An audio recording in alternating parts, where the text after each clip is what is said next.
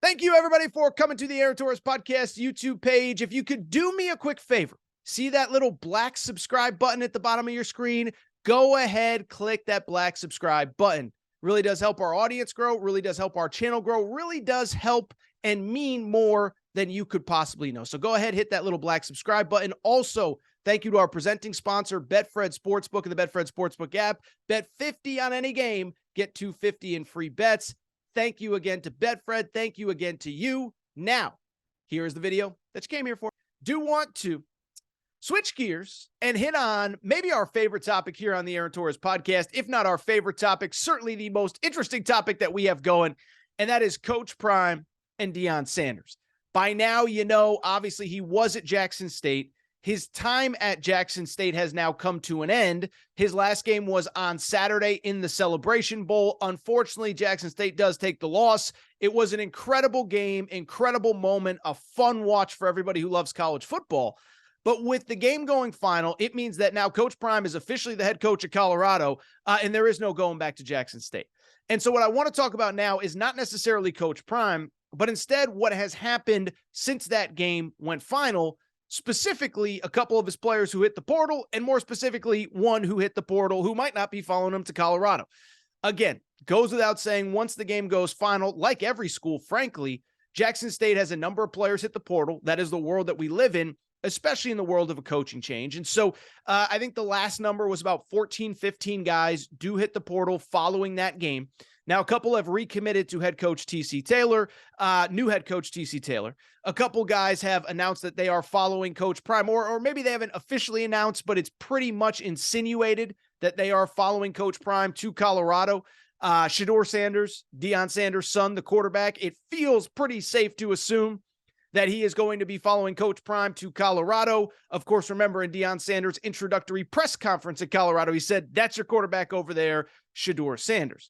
Shiloh Sanders, Deion's younger son, Coach Prime's younger son, the safety. He was in the doghouse the day of the opening press conference, but it feels as though he is going to Jackson State as well.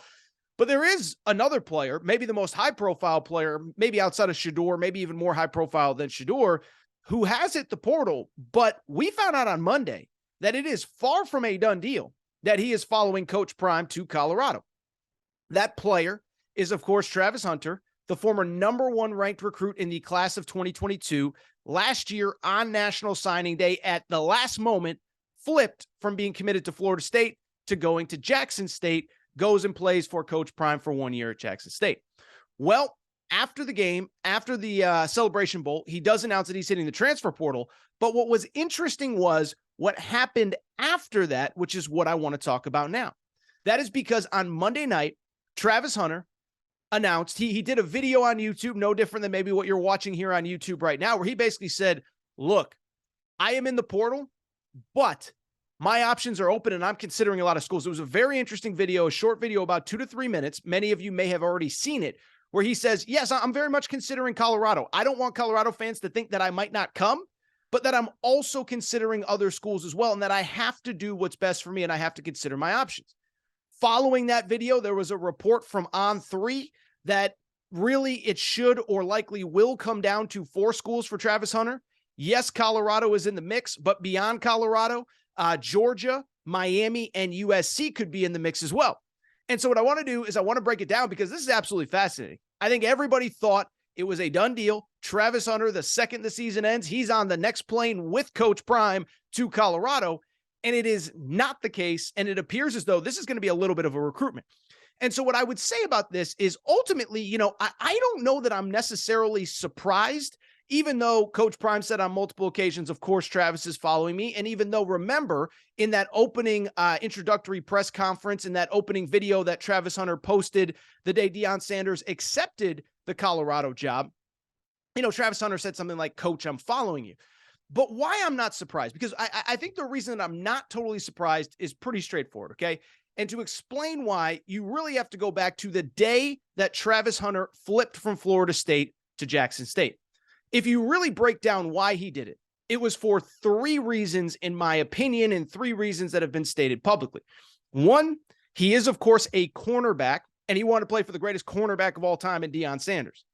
Beyond that, Coach Prime was offering him the opportunity to play both offense and defense. And when you're a player the caliber of Travis Hunter, that sounds awfully appealing. But 3, and I don't think it's any big secret, right? It's because he wanted to make history by going to an HBCU. He wanted to be the first #1 overall player, obviously the highest rated player ever to commit to an HBCU, create some history, create some energy and excitement around HBCU football by following Coach Prime to Jackson State. And so why I don't think that I'm really surprised. It's clear that he and Coach Prime have a great relationship. That's not what I'm saying. But when Coach Prime leaves for Colorado, there's a very good chance that he could and will follow Coach Prime to Colorado. But at the same time, there really isn't any history in just following your coach 1,500 or 2,000 miles west to Colorado. If Travis Hunter commits to Colorado, he's just another really good player going to a Power 5 school. Now, he'll be the highest rated player to ever commit to Colorado specifically, but it's not the same history that was at stake when he committed to Jackson State. And so now that Coach Prime is, I think he's maybe the most high-profile coach in college football right now, but he is ultimately just another Power 5 head coach.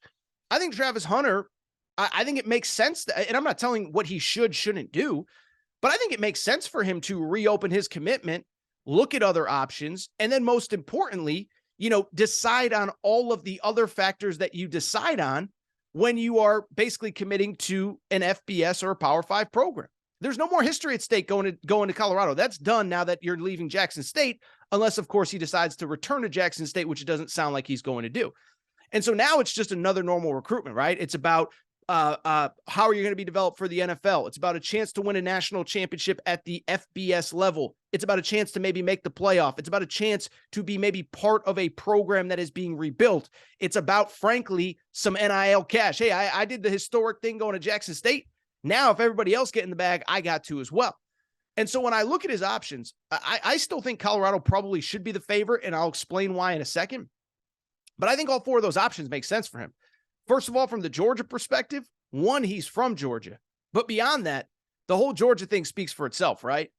Go there. I think Georgia might be the best program in college football right now, this second. I'm not saying they're better than Bama over the last 10 years, but they are operating at an insane level. Obviously, the NIL is good. Kirby Smart said, look, every guy on our roster is getting something, all 95 guys. You're going to be developed for the NFL. You can argue there's nobody, or at the very least, they're right up there with Nick Saban in Alabama as in terms of programs that are developing guys for the next level. Remember, NFL record 15 guys were drafted from Georgia in last year's the 2022 NFL draft, 5 first-rounders, all off the defense, including a couple defensive backs. So you have that element of it. And oh, by the way, you go there, you're going to win a lot of games and compete for a national championship. And so it makes sense to me why Travis Hunter would consider Georgia in the same way that he would consider, any recruit would consider Georgia. It checks all the boxes. NIL, you're going to be taken care of. Win at the highest level. Be developed for the NFL. Beyond that, the other 2 schools I think make sense too. From the Miami perspective, the one thing we could say, and I don't dabble in NIL rumor and innuendo. I try to stick to the facts that we know. But one thing we know, Miami's taking care of their guys at NIL. We all remember John Ruiz over the summer, I think it was the springtime, April or May, putting out a tweet, Miami booster, that he's paying $400K a year to Nigel Pack, the point guard on Miami's basketball team. So I would think that if a point guard for a team that, let's be honest, nobody's really watching, is worth $400K a year, I don't think Travis Hunter is going to be looking for nickels and dimes between his couch cushions and the ashtray of his car. I think it's going to be a nice car. I don't think he's going to have to worry about nickels and dimes. And so I bring it up because the Miami thing is interesting. The NIL we know is there. And Mario Cristobal is recruiting at an insane level. Now, how much of it is NIL related? I don't know. Mario Cristobal was a great recruiter pre-NIL. And you look at the class that they're bringing in. I know Miami just went 5-7. But they've signed 2, or they will sign on Wednesday. This video will go up Tuesday. So some of you, the signing day will be official by the time you see this. 2 of the top 3 offensive tackles, 2 5-star tackles in the Miami class. And oh, by the way, they also signed the #1 cornerback in the class of 2023, Cormani McClain, assuming nobody flips at the last second. So you think about Travis Hunter, the top corner from the 2022 class on one side, the top corner in 2023, Cormani McClain on the other side. That becomes instantly one of the best defensive backfields in the country. NIL being taken care of, program on the rise, all that good stuff. Oh, by the way, If you got a little bit of money, Miami ain't the worst place to live. And it's the same with USC and LA. Lincoln Riley, the program speaks for itself. You go there next year, you're going to have a chance. I think, USC has to be a favorite to make the playoff with Caleb Williams coming back. They're loading up on defensive players in the portal. If you believe the rumors, now there is nothing substantiated out of USC, but the rumors are that all those guys are being taken care of nicely with NIL, which this is the world we live in. I'm not criticizing or complaining. I think that would make sense too. And I think the interesting thing from Travis Hunter's perspective would be, hey, Coach Riley, you're going to figure out a way to get me the ball on offense. So that's something to keep an eye on as well. But what I would also say is, I do think at the end, it will probably be Colorado. And it's for most of the reasons that he chose Colorado in the first place. No, you're not creating history by going to Colorado, but you can do something there that's never been done before, which is compete in this era at the highest level. You obviously have a comfort level with Coach Prime. And then beyond that, and it is worth noting, Coach Prime, as we saw in the Celebration Bowl, he's going to put the ball in your hands on offense as well as let you be his top cornerback. So, if you're a Colorado fan, I don't want to be an alarmist. I don't want to freak out. But with that being said, if I had to bet money, if there was a way to bet money on where I think he ends up, I would still guess it's Colorado because of the relationship with Coach Prime, because of what Coach Prime sold him on to get him to Jackson State. But I do find it very, very, very interesting that he is interested in listening to other schools. And I think this one will be fun to follow going forward.